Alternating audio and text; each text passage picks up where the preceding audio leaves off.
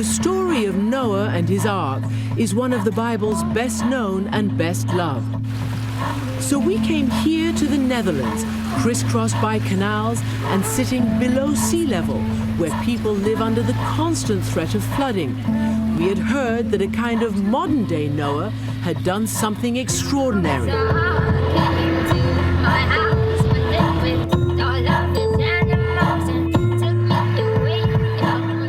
Thanks for having us to your ark. It's amazing. To be frank, I never thought I'd say that to anybody. He built himself his own biblical ark.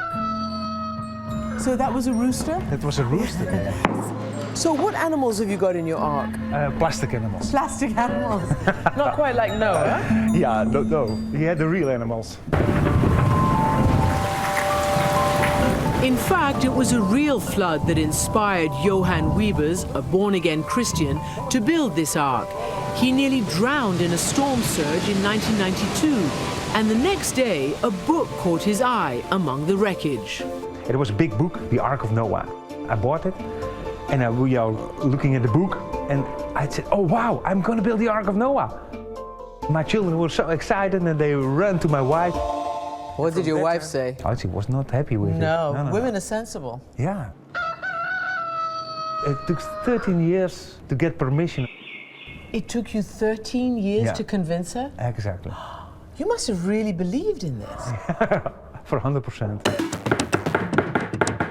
It took Johann just over 4 years to build his ark, and he even used the Bible as a blueprint. 300 elbow is the length, 50 elbow is the width, and 30 elbow is the height. When you say elbow... Yeah, it's from here till the top of your fingers. Cubit. The cubit, yeah. I took my cubit because nobody knows how big Noah was at that time. According to the Bible, Noah spent 120 years on his ark. And it's every child's favorite story. And when the flood finally did come, he was ready. God sends 2 of every animal, all of them, 2 of every single one, came onto a ship. From the giraffes to the small little ants and the bears. It rained for 40 days and 40 nights. And finally, the whole entire earth was flooded. Adam Scharf is 17 years old, and as fantastic as the Noah story sounds, even tonight, not far from Adam's home in New York, people are still trying to cope with the aftermath of Hurricane Sandy. And it seems that whether it was just 7 weeks ago in the United States or 7,000 years ago, when a wave washes away the home that you've built, the children and the community you love, the first question we all ask is why? Life often seems inexplicable, and we need to make sense of it. We need something that will help you to assuage your grief and anguish and rage. These biblical stories are a way of finding meaning. When I was younger, the story was kind of a fairy tale for me. I think that when you get older, you kind of see the sadness and the kind of the sorrow in the story, because lots of people die in this flood. Destroying the earth, the Bible tells us, is the only thing God ever regrets. So he sends a rainbow as a promise. This rainbow shows that God will never send a flood again to hurt humanity and all the animals that live on this earth. What happens next is left out of the colorful pages of storybooks. Noah comes out of the ark and he plants a vineyard and gets drunk.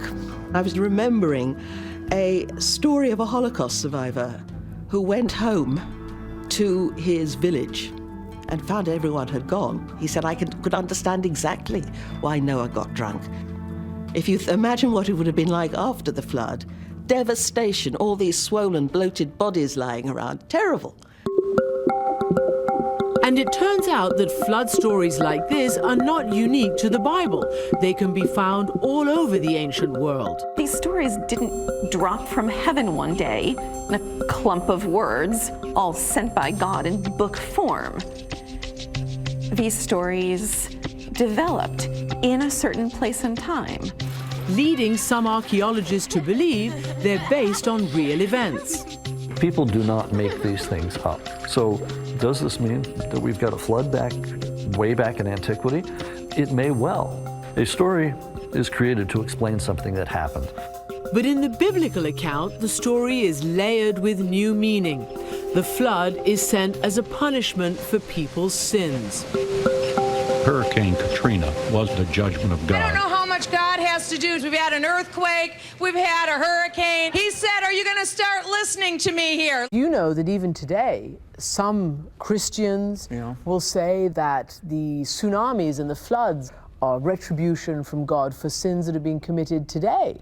Some Christians say that. I don't know on what basis they would say it. On the Noah basis. In the fallen world, sometimes God just allows things to happen. It doesn't mean that he is judging people. But Johann isn't so sure. Do you believe he'll do it again? Worldwide, not anymore, but small ones, yes. So small places might be wiped away. Like New York, it's not a small place. No, it's not. There was a big disaster at that time. Does that frighten you? Yeah. But I'm also that the promise of God that it is in his hands. I feel like the moral of this story, for me, helping others will make the world a better place. And a better place for myself will be a better place for everyone, and for my children, and for my children's children. And that's the kind of world that I want to live in. And that's the kind of world that Noah tells us about.